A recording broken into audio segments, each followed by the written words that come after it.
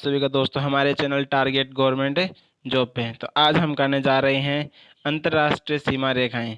देखो दोस्तों, आपने हर एग्जाम में, चाहे रेलवे हो, एसएससी हो, किसी भी वनडे एग्जाम में आपने ये क्वेश्चन तो पक्का देखा होगा, जैसे कि रेड क्लिफ रेखा किन देशों के बीच में है, कब खींची गई थी। तो दोस्तों वही आज हमें कवर करने वाले हैं।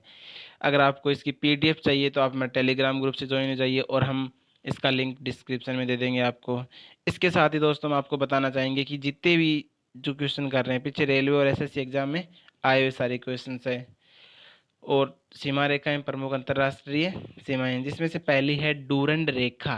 देखो दोस्तों, ओनली फॉर 5 मिनट का टॉपिक है, बिना समय गंवाए हम शुरू करते हैं। ओनली 5 मिनट का टॉपिक है और आप जिंदगी में कभी एग्जाम में गलत भी नहीं करोगे ये वीडियो देखने के बाद।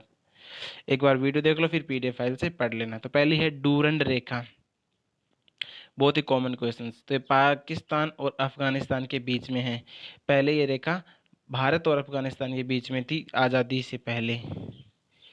1886 में सर मार्टिमर डूरंड के द्वारा निर्धारित की गई थी।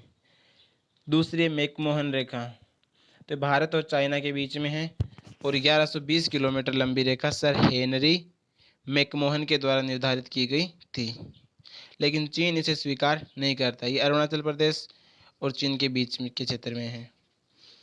अगली है रेड क्लिफ रेखा, जो भारत और पाकिस्तान के बीच में है और आज़ादी के समय 1947 में सर साइरिल रेडक्लिफ के द्वारा खींची गई थी। अगली है 70वीं समांतर रेखा, तो वो है उत्तरी वियतनाम तथा दक्षिणी वियतनाम के बीच में। तो ये वियतनाम को दो भागों में बांटती है। कौन सी रेखा? 70वीं समांतर रेखा। अगली है 24वीं समांतर रेखा, भारत तथा पाकिस्तान के बीच में। तो दोस्तों पाकिस्तान के अनुसार ये जो रेखा है वो जो कच्छ क्षेत्र है गुजरात का, कच्छ क्षेत्र के साथ सीमा निर्धारण करते हैं, लेकिन भारत इस रेखा को स्वीकार ही नहीं करता है। देखो दोस्तों, इसके साथ साथ अब एक चीज़ और भी ध्यान में रखना, जो 0 डिग्री समांतर रेखा है, 0 समांतर रेखा, वो है भारत और बांग्लादेश के बीच में। ये भी आप थोड़ी सी ध्यान में रख लेना। नेक्स्ट है दोस्तों 38वीं समांतर रेखा, वो है उत्तरी कोरिया और दक्षिणी कोरिया के बीच में। तो उत्तरी कोरिया और एक हो गया दक्षिण कोरिया के बीच में कौन सी होगी? 38वीं समांतर रेखा। नेक्स्ट है 49। देखो दोस्तों 49वीं समांतर रेखा, एकदम इजी ट्रिक बताता हूँ आपको। देखो जैसे 49 अमेरिका में आप यूएसए नहीं लिखते क्या, और कनाडा में हम सी लिखते हैं। बस दोस्तों इन पे एक एक लाइन खींच दो आप,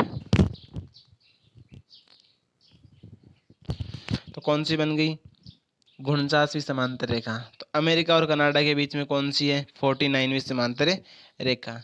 अगली है Hindenburg Germany Poland, Hindenburg Germany Poland. देखो दोस्तों, अगर आप 2-3 बार रिवीजन करोगे ना, 2-3 बार, तो अपने आप दिमाग में आ जाएगी Hindenburg Germany Poland, Hindenburg Germany Poland. ये प्रथम विश्व युद्ध में जर्मनी की सेना यहीं से वापस लौटी थी। एक्स्ट्रा फैक्ट के साथ ध्यान में रखना कि जो जर्मनी की जो सेना है ना, जब प्रथम विश्व युद्ध हुआ था तो यहाँ से वापस से लौटी थी। नेक्स्ट रेखा है ओडरनास, ऑर्डरनास। तो दोस्तों देखो, ये जर्मनी और पोलैंड के बीच में है, द्वितीय विश्व युद्ध के बाद निर्धारित की गई थी। ये रेखा बहुत कम पूछते, लेकिन दोस्तों हमें तो पढ़नी है ना, तो आप ध्यान में रखना। ऑर्डरनास रेखा जर्मनी और पोलैंड के बीच में। मेगिनाट रेखा जर्मनी और फ्रांस के बीच में। मेगिनाट रेखा जर्मनी और फ्रांस। जर्मनी के आक्रमण से बचाव के लिए फ्रांस ने यह रेखा बनाई थी। रेखा किसके द्वारा बनाई गई? फ्रांस। किससे बचाव के लिए? जर्मनी से।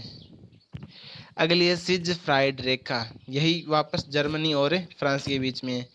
जर्मनी ने यह रेखा बनाई थी, वो फ्रांस ने बना दी और ये जर्मनी ने बना दी।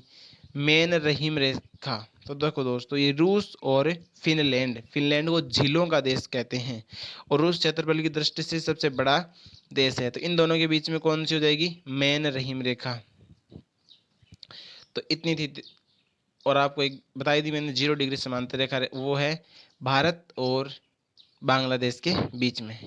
तो दोस्तों अगर ये सेक्शन आपको अच्छा लगा हो तो लाइक करके कमेंट ज़रूर करें और दोस्तों सब्सक्राइब कर ले, जिससे कि हम वापस पूरा एसएससी और रेलवे के लिए करवाएंगे आपको सिलेबस, तो आपके पास हर वीडियो का नोटिफिकेशन आ जाए।